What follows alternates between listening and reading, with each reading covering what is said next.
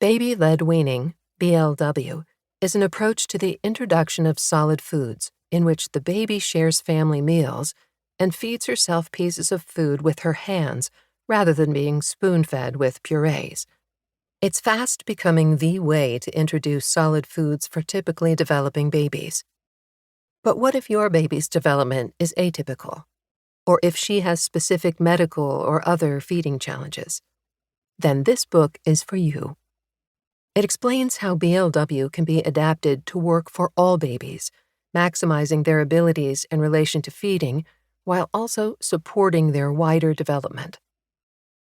It's never too early to start thinking about how your baby will navigate the move toward independent eating and sharing family foods. It's also not too late if you've already started down that road and have a few questions. Either way, we think you will find this book helpful. We recommend that you share the information in it with the therapists who are supporting you so that you can work together toward the same goals for your baby. Babies are capable of far more than they are often given credit for. But it's easy for their abilities and desires to be overridden, especially if they face challenges that other babies don't. Too often, babies who have feeding difficulties end up having feeding done to them, rather than being supported to play an active part in nourishing themselves.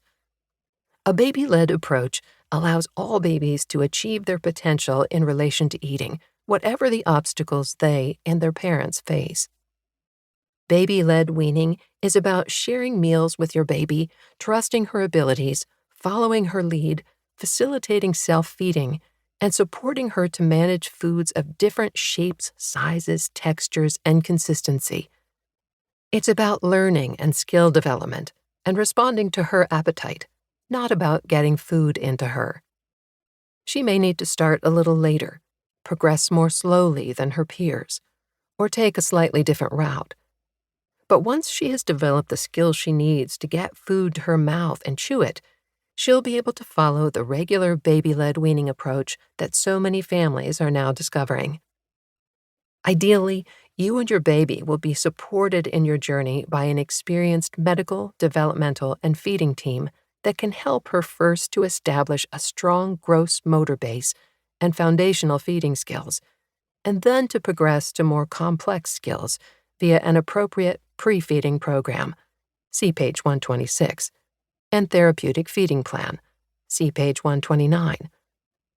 While you may be constrained by the available providers in your area, it's worth seeking out professionals who truly understand the value of a baby-led approach so that you can work together to achieve the best outcomes for your child. Each baby is unique. Whichever way you choose to tackle the introduction of solid foods, your child's progress won't exactly mirror that of any other baby. So deciding to let her show you what she can do and what help she needs, if any, at every step of the way, is a great mindset to adopt. You will not only be helping her learn to eat a large variety of different foods, but also be supporting the development of a healthy relationship with food and a love for shared mealtimes. A note to professionals. As baby-led weaning has continued to receive ever wider exposure, increasing numbers of parents of babies whose development follows a typical path are eagerly implementing it with great results. Meanwhile, the body of research that supports it is growing rapidly. However, adapting the approach for use with babies who face challenges has not generally been seen as a realistic proposition. Pioneering work by a small number of practitioners is showing that adapted BLW is not only feasible, but has unexpected and far-reaching benefits for this population. As a health professional with a special interest in infant feeding, you may have been hesitant about recommending BLW because of fears about how the baby who has feeding challenges will cope with handling, chewing, and swallowing table foods. In much of our training, especially those of us who are feeding therapists, we've been taught that it is up to us to control the feeding in order to keep babies safe. We have also been persuaded that purees are a necessary first step in transitioning to solid foods. It can be hard to let go of what appear to be such fundamental principles. For this reason, many health professionals discourage families whose babies struggle with feeding from attempting BLW, fearing that it will prove impossible or even dangerous.